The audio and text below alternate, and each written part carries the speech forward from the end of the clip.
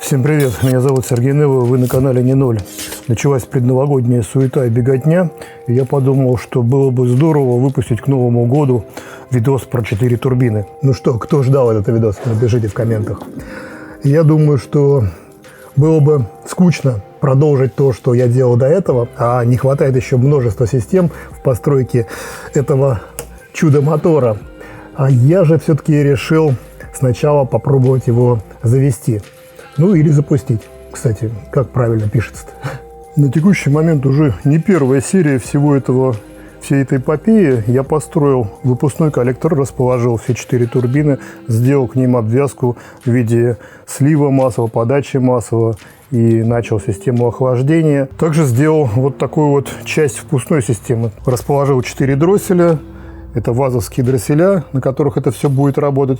И сверху будет еще расположены несколько водяных интеркулеров. В самом начале я собрал весь свой хлам, который валялся в гараже, и попытался собрать этот мотор.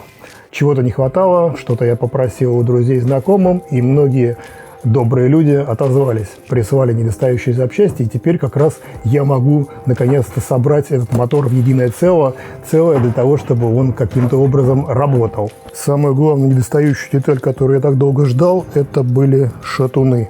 Это отличные кованые шатуны. Конечно, опять-таки не без изъяна. Один из них имеет небольшой перегрев, и надо будет узнать точность его геометрии, но в целом это уже что-то. Блок у меня 4G63, и собрать его за несколько дней не такая уже сверхзадача. Но я решил пойти сложным путем. В качестве системы управления я решил поставить январь. Ну и теперь эта эпопея выглядит уже практически невыполнимой, потому что практически ничего у меня не готово для того, чтобы запустить этот мотор на январе.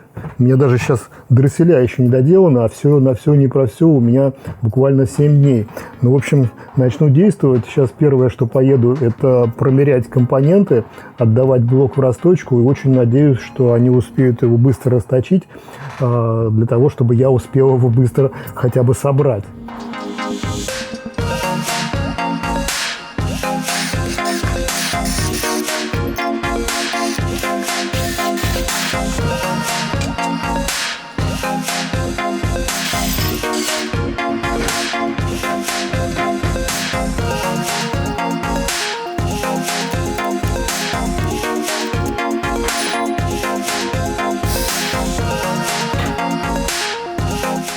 Ну что же, отдал я все в расточку, и есть новости хорошие и не очень, как обычно.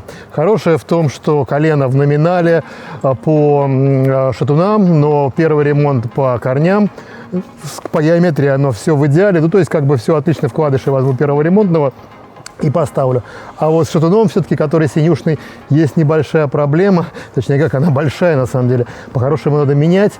И единственное, что под свой страх и риск можно попробовать поставить сейчас, потому что есть все-таки деформация, небольшое сужение. В общем, буду, наверное, пробовать ставить. В любом случае, блок в расточке, надо ехать покупать ремонтные кольца. Колец у меня нет, ковка есть. Поэтому сейчас поеду еще в один конец Москвы, буду покупать кольца.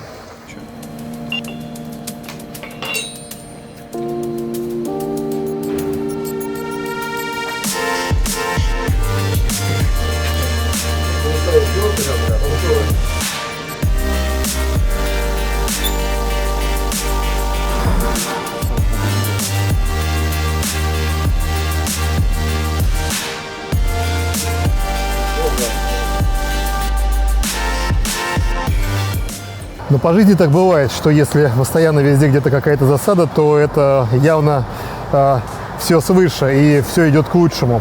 Я вчера сел поискать поршневые кольца. Дело в том, что у меня ковка первого ремонтного размера 85,5 и в самом таком не лучшем состоянии находится, а поршневых колец там практически вообще нет, то есть их использовать точно нельзя никак. Поэтому я начал искать. В среднем сейчас стоимость набора колец неоригинальных, да, на 4G63, да и на любой мотор колеблется там от 7 тысяч до бесконечности. Вот. Ну, я сел, забил запись, я хотел, в принципе, типичные поршни, эти кольца посмотреть. Забиваю, ну, как обычно, да, 7 и больше, и вдруг одно объявление, 1500, комплект колец. Я даже не думаю, нажимаю там среди ночи заказать. Написан заказ оформлен. Вот, сегодня утром звоню такой, ну как бы приехать забрать. Говорю, действительно комплект, да, действительно 4 цилиндра, да, полный мотор, типичные поршни. Вот, так что в чем-то не повезло, а в чем-то повезло. Взял колечки. Правда, есть одна засада. В байсековской ковке используется, ну, точнее, она сделана по размерам Evolution. Там стоят компрессионные кольца 1 мм, 1,2 мм и масляные маслосъемные 2,8 мм. Из неоригинала в первом ремонтном, ну, практически я что-то не могу ничего вспомнить хорошего, чтобы было в таких размерах. А вот эти кольца, они 1,2 мм, 1,5 мм и 2,8. Ну, то есть, как бы в канавку стандартного эволюшновского поршня, ну, и ковки в том числе, они не войдут. И для того, чтобы их туда поставить, надо будет точить эти канавки. Ну, в общем, заморочки продолжаются. Тут, кстати, вопрос, какие поршневые кольца используете вы в своих моторах? Ну, в общем, какой бренд больше нравится? Напишите. Я не знаю, что так все резко перед Новым годом решили отдать в расточку свои моторы. Я очень надеюсь, что блок успеют расточить в ближайшие дни, потому что если его не успеют расточить, то вся моя затея рушится прямо на корню. Ну а пока блок в расточке, я могу заняться не менее важным узлом этого мотора – это головка блока цилиндров. Помню те времена, когда у меня в гараже валялось их штук 10, я их раздавал практически за даром каждому, кто попросит. А сейчас вот осталось последнее. И не самое хорошее. Первая проблема, которая здесь есть, это что-то высыпалось, какая-то шайба. Но не это проблема. Проблема в том, что вот здесь зависший клапан. Скорее всего, может быть, даже было их два. Один я уже когда-то достал. Но смысл в чем? Надо будет вытаскивать, вполне возможно, промерять геометрию. Саму плоскость ГБЦ надо будет тоже померить. Есть вот еще небольшая проблема в виде вот этой резьбы закладной под крепление выпускного коллектора. Но там стоит футорка, и, в принципе, это все будет держаться. Хотя, по-хорошему, конечно, обварить. В целом, сейчас ее надо полностью разобрать. Ну и, наверное, все-таки перед тем, как это все собирать, хотелось ее отмыть.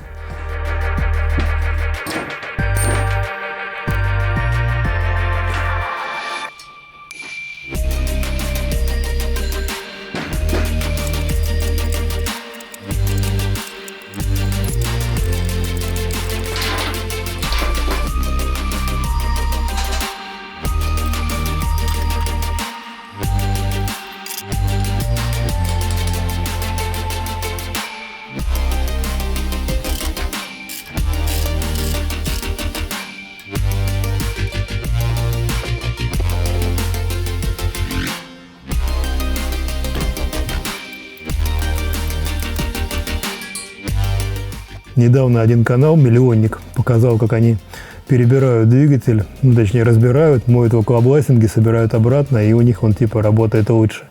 Как думаете, правда это или нет? Можно ли, просто помыв мотор, получить более производительные и лучшие характеристики его работы? Напишите в комментариях, что вы думаете по этому поводу.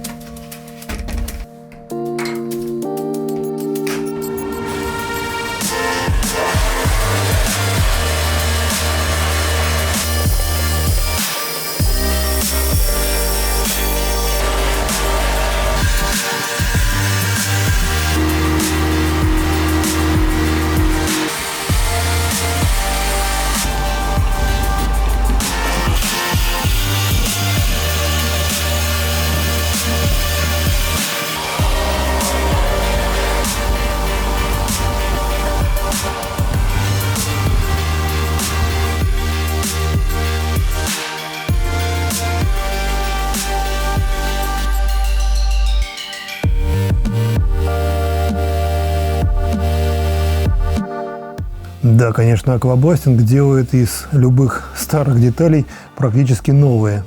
Но он же открывает потайные, скрытые дефекты, которые не видно было, пока грязь лежала. Головка блока цилиндров отмылась, отмыл все каналы.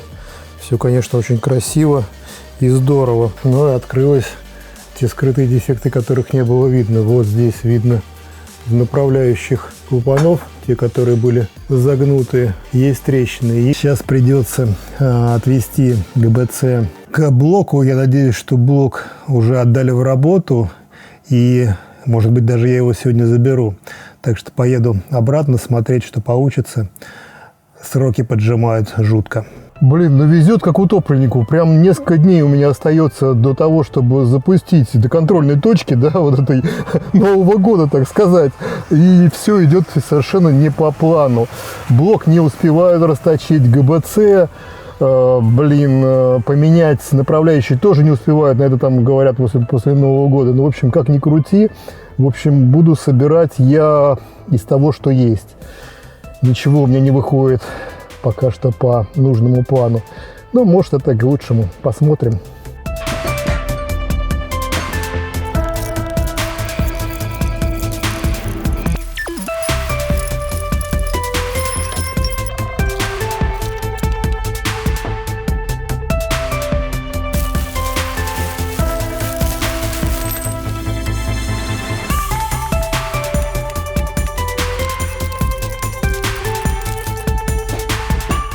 Пособирал я все детали, так или иначе относящиеся к внутренностям ГБЦ. Конечно, многих с избытком, но не факт, что они все в допуске. Это надо будет еще проверить.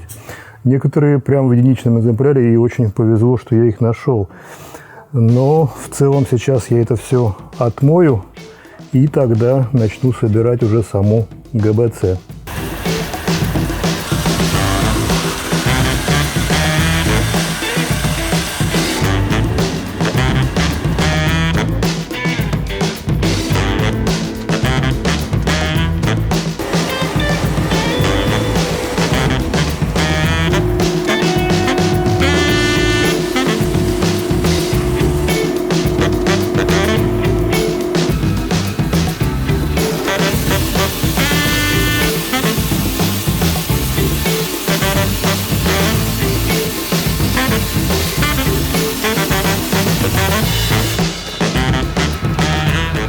Ну вот так вот, вместо пары часов подготовки к сборке головки блока цилиндров у меня ушло 2 дня.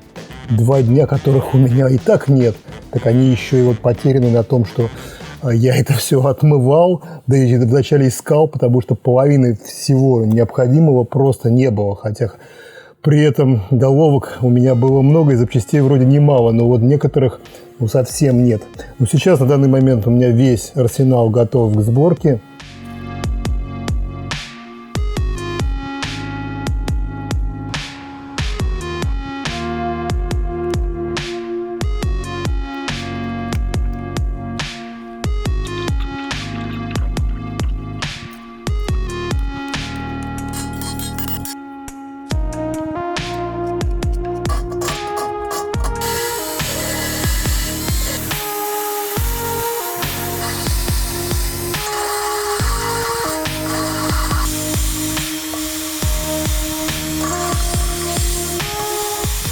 Из пары сотен пружинок отобрал все-таки 16 те, которые находятся в допуске и имеют максимальную длину. А вот с гидриками засада получилась полнейшая. Гидриков нового образца с большим отверстием я нашел только 8, поэтому пришлось собрать 8 старых, 8 новых. Ну, не знаю, как это будет работать, ни разу не пробовал, даже самому интересно. Я, наверное, думаю, что надо поставить большие отверстия на выпускной вал. Клапана притер, но, кстати, была еще одна засада. 2 впускных клапана, которые я не посмотрел, они тоже кривые, как раз ровно те 2 клапана, которые стоят в одном цилиндре. То есть тот цилиндр, который был с замятыми 2 выпускными клапанами, он же и с замятыми 2 впускными. Пришлось их поменять. Клапана все притер, ну и, в общем-то, теперь могу начать процесс сборки всего этого добра в единое целое. Я не знаю, успею я все это собрать и отснять. Я думаю, вам, если вы увидите этот видос, будет виднее, на чем я остановился и что я сделал. Ну, в общем-то, в любом случае, весь этот проект построен на донатах. Никакой монетизации на Ютубе нет, ни денег ни с чего не заработаешь. Бедные блогеры просят подаяния. Ну, в общем-то, и я тем, кто может задонатить, карта внизу в описании. Ну, а кто не хочет донатить или не может, то поставьте хотя бы лайк, там сделайте репост какой-то. Это будет даже хорошо и лучше. Ну, а в общем-то, чтобы было интереснее как-то ставить лайки, то я думаю, что когда этот видос наберет 50 тысяч лайков, то, соответственно, выйдет продолжение. Поэтому ставьте лайки активнее.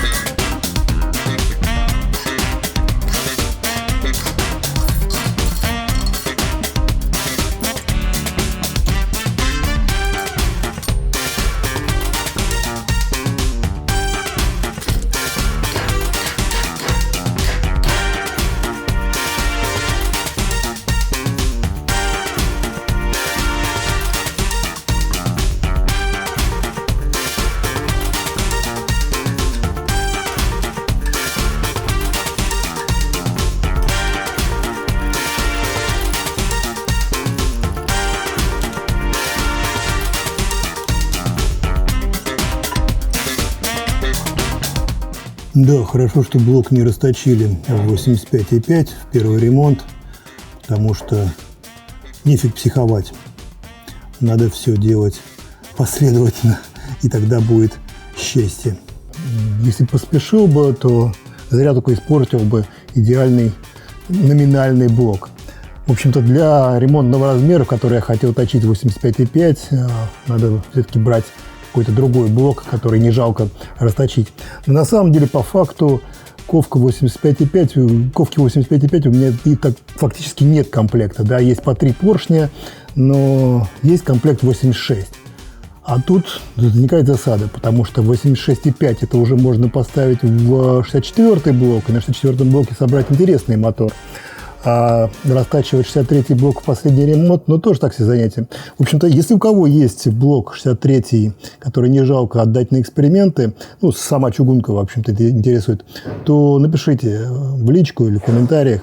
Буду благодарен разным отзывам. Ну, за мыслимый день, конечно. Ну, так что же теперь делать? А делать предстоит следующее. Ковка 86 не подходит, к 85,5 не подходит. Придется ставить вот такие вот оригинальные поршни от Evolution 9. Вполне себе отличный сетап. На кованых шатунах это все будет, я думаю, отлично работать. По крайней мере, по первости. Если уж пойдем на большие силы, тогда уж точно будем точиться вот под этот 86 размер.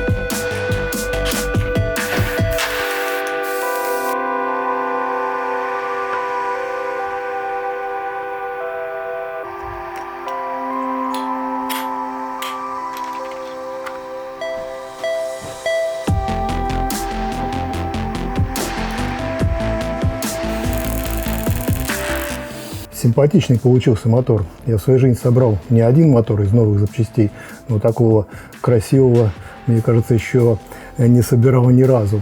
Хотя это все вот из бэушного хлама. Надо же, все-таки технологии творят чудеса. Очистка, тот же аквабластинг, приводит детали в такой вид, который они с завода не выглядели. Но сейчас, в принципе, можно накинуть ГРМ и приступить к проводке, к запуску, подключению мозгов. Но не все так просто, не все так гладко. Как обычно, вылезает очередная засада. Все дело в том, что он собран-то собран, но поршней и штанов в нем нет. Мотор просто голый. Только колено стоит. Но колено крутится, это уже радует. А напоролся я на ту же проблему, которую рассказывал в самом начале с ковкой. А именно в то, что мои поршни от Evolution с бэушными кольцами, хоть и отмытые, хоть и в стали накованные шатуны, красиво все выглядит, но кольца, во-первых, у меня оказалось одного нет, одно непонятного размера, явно не с этой поршневой. Все маслосъемные кольца убитые. В общем, собрать полноценных 4 поршня со всеми кольцами не получается. Честно говоря, я не знаю, что мне дальше делать. Моя вся затея уже точно зашла в тупик. Я уже хотел поехать купить просто любую бэушную поршневую от 2-литрового мотора и просто вот, хоть было что, на чем запуститься. Но обзвонил все конторы, которые в какой-то шаговой доступности находятся, у всех обнаружилось только 3 поршня комплектных, а 4-й они распродали. Но из 2 комплектов собрать тоже так себе, то есть я не успею в разные концы смотаться за этими поршнями. В общем, затея откладывается, и остается у меня один единственный вариант, который каким-то образом позволит все-таки запустить этот мотор до Нового года. У меня остался один день. Это поставить поршни так, с одним компрессионным кольцом. Что из этого получится, не знаю, но просто вариантов у меня нет. Так что буду действовать так.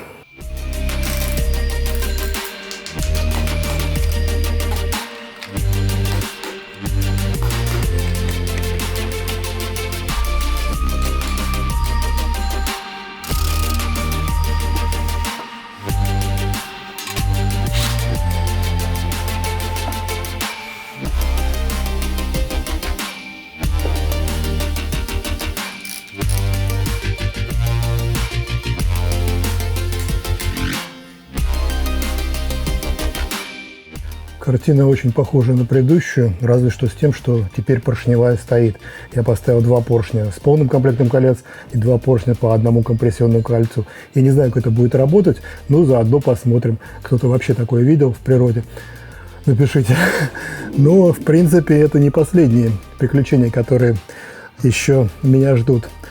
Здесь как минимум еще 3 вещи, которые предстоит каким-то образом сделать, для того, чтобы это все заработало. Тут хаузинг масляного фильтра, который у меня был, я его восстановил, заварил, все очистил, все красиво, такой весь блестящий, но весь прикол в том, что он сюда не подходит. Я не знаю, как это могло случиться, почему я это не обнаружил сразу, но, как обычно, я ничего не посмотрел, валялось и валялось. Я думал, что от этого мотора хрен. Не подходит, надо менять, надо сейчас хаотично искать. Другой момент. Ну, как я сказал, что мотор будет из хлама, так он состоит из хлама и оказался. В общем-то, так и работает, так я его и собираю. Валялся у меня в гараже поддон, и как бы поддона 4G63. Я его даже опять-таки не проверял, потому что знал, что это поддон от 4G63. А это не от того 4G63 мотора, это от зеркального, современного. И на старый мой DSM-овский мотор он не подходит. Я заказал, нашел, конечно, от РВР турбоподдон, заказал, но даже экспресс-доставкой он нифига завтра не придет. Сейчас ищу по DSM друзьям, может, кто отзовется, может, что привезет, хаузинг и поддон. Вот веселуха-то какая. В этот раз я не публиковал практически ни одной сторис о том, что происходило, ну, специально, чтобы сохранить какую-то интригу и тайну происходящего. А вообще все сторис, которые в соцсетях проскакивают там за день или за несколько, я оставляю в своем канале Telegram и на канале в Дзене, так что переходите по ссылке в описании, там все сторис сохраняются на моих каналах. Также у меня ведется канал NeoFAQ, в котором я публикую видео-ответы на ваши комментарии. Так что подписывайтесь на этот канал тоже. Ну, а мне же, чтобы начать январские движения, надо будет сейчас заняться проводкой и поставить сюда шкив коленвала, ну, точнее, шкив с датчиком положения коленвала от ВАЗа, чтобы не мучиться сейчас с рэперным диском, не делать какой-то свой кастомный. Мы просто к текущему моему диску прицепим, к текущему моему шкиву прицепим кусок отфрезерованный от шкива ВАЗа и, соответственно, где-то я сделаю крепление под датчик положения коленвала. Но для того, чтобы мне это крутить стартером мотор, придется поставить коробку передач. Ну, хотя бы не всю коробку передач, а как минимум колокол, где будет стоять как раз маховик и стартер. В общем-то, можно поставить и всю трансмиссию. Я бы ее, конечно, собрал, но все равно вставить никакую машину пока не во что ее ставить, поэтому хватит и колокола. Ну, кстати, если механическую трансмиссию я могу собрать запросто сам, то вот с вариаторами нужна помощь профессионалов. Мастера и Джатка-мастер имеют 10-летний опыт ремонта и тюнинга вариаторов, всегда в наличии все запчасти, и ремонт длится 1-2 дня. Самое главное, что после дефектовки цена остается неизменная. Можно лично присутствовать при ремонте, можно отправить неисправную трансмиссию в мастерскую, а взамен получить одну из восстановленных, которую можно отправить в любой город. Переходите по ссылке в описании под видео.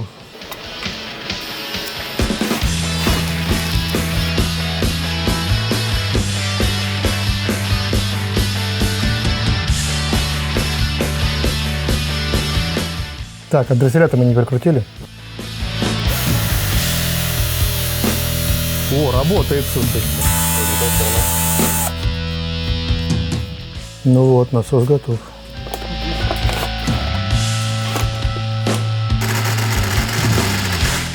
А может он конченый? Может, другой насос? Выход насос конченый. Капец. Здесь идет топливо. Ну что, все нормально? Нигде Не знаю. капелек нет?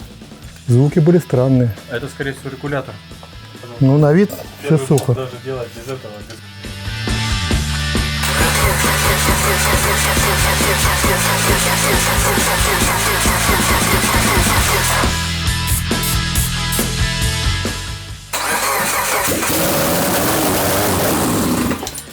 Вау!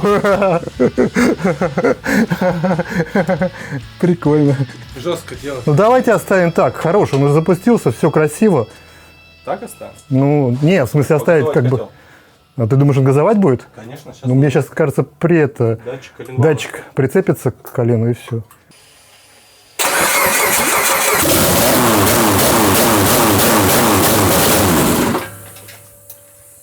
Ну, огня не было, да он работал знатно. Отсечка была 3000. Это 3000 оборотов всего? На этот, это мотоцикл похож. Ну что, оно состоялось, то, что я хотел. Мотор запустился, мотор работает. Реально, этот мотор не просто из хлама, это просто из говна и палок. И все то, что пришлось пройти для того, чтобы вот довести его хотя бы до такого стартового состояния, это, конечно, блин, чума. Я такого не пожелаешь, особенно в такой гонке со временем. Если бы это еще все как-то было бы постепенно и не сразу, то, наверное, было по-другому. Но оно работает, и надо сейчас немножечко объяснить, что здесь и как. Прежде всего, мотор пришлось повесить в воздухе, потому что никаких креплений нет. Поставить его нормально и за что-то закрепить я не могу, у меня нет поддона. Вообще мотор без масла до сих пор. Потом, чтобы прикрутить стартер. Со стартера вообще целая засада в том, что у меня коробка механика, а стартер, походу, несколько штук и все от автомата. Мы поставили проставку между блоком и коробкой передач, ну точнее между колоколом, для того, чтобы сместить стартер на уровень винца маховика. И вот это решение позволило это все запустить. Ну, также 4 дросселя. Синхронизация еще не финальная, но, по крайней мере, сам механизм будет вот такой. То есть еще вот эти коромысла придется сделать нормальные, не пластиковые вот эти родные, а так, в принципе, система синхронизации дросселей, вот так она работает, отлично. Все они вместе открываются. Катушки пока поставили вазовские, для того, чтобы хоть с ними не заморачиваться. Мотор пока без поддона, поддон заказал, масляный хаузинг заказал, ищу, спасибо ребятам с DSM, которые помогли хоть запчастями и не оставили. Топливо, вот здесь такой безопасный вариант в нашем маленьком бензобаке в виде бутылки. Вальбра сдохла, вот она валяется, но обычный стоковый бензомотор, как он называется-то, блин, забыл, бензонасос, он стоит, работает. А самое главное во всем этом деле, то, что я успел все это сделать до Нового года, как хотел. Соответственно, я надеюсь, что вы уже встречаете Новый год или встретили, отлично. И я вам приготовил подарки. Ну, у меня много видосов, связанных со сваркой, поэтому подарки такие сварочные. Это 2 маски Startwell, тиговские хорошие маски, перчатки сварочные, ну и всякие футболки, надеюсь, тоже будут. Ну или вы предложите свой вид подарка, может быть, он у меня есть. В общем, напишите в комментарии, хочу там перчатки, хочу маску или хочу подарок. Просто главное слово «хочу». Потом по этому слову мы будем среди комментаторов выбирать в случайном порядке победителей. То есть от вас всего лишь написать комментарий. Ну, вообще, конечно, это видео оно более масштабное. Тут наснимал я очень много всего, и это все никак нельзя уместить в одно маленькое видео, и то оно не маленькое уже получилось, скорее всего. Ну, может быть, на каком-то дополнительном канале или в каком-то виде там бонусного трека такого выпущу более подробный видос вот с теми нюансами, которые происходили в последние моменты перед запуском этого мотора. Может, кому-то будет интересно. Ну, в общем, напишите в комментариях, интересно это выпускать или нет. Ну, а все-таки как бы Новый год на дворе, поэтому поздравляю вас с наступившим или наступающим, кто когда посмотрит. Пожелаю, самое главное, вам здоровья, ну и уверенности в завтрашнем дне, а все остальное как-то уже будет попроще. Подписывайтесь на канал, сделайте мне подарок в виде первой кнопки YouTube, буду очень благодарен. Ставьте лайки, дизлайки. Всем удачи, всем пока.